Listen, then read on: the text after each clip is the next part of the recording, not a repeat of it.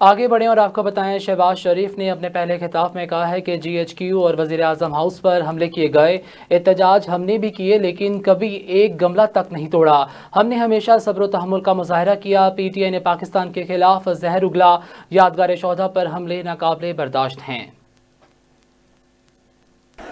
ان کی بیویاں بیوہ ہو گئیں مگر لاکھوں مائیں اور بہنیں محفوظ ہو گئیں۔ یہاں پہ اسپیکر، ایسی لیڈرشپ، ایسا جتھا، کیا یہ بات قابل معافی ہے؟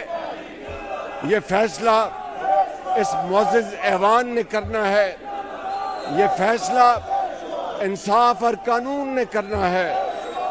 جناب اسپیکر، میں یہ عرض کرنا چاہتا ہوں، ہمارے سامنے دو راستے تھے۔ ایک راستہ یہ تھا کہ ہم اپنی سیاست بچا لیتے اور آرام سے بیٹھے رہتے، اور دوسرا راستہ تھا کہ ملک کو بچانے کے لیے ہم ہر چیز کی قربانی دے دیں۔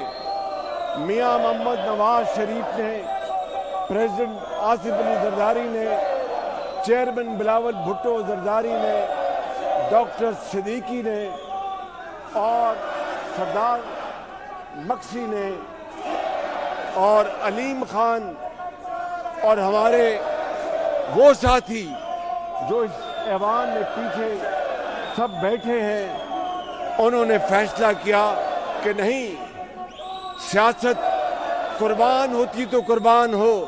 آج بطور ایک پاکستانی، آج بطور ایک سیاستدان اور آج بطور ایک مسلمان ہم اپنا کردار ادا کریں گے۔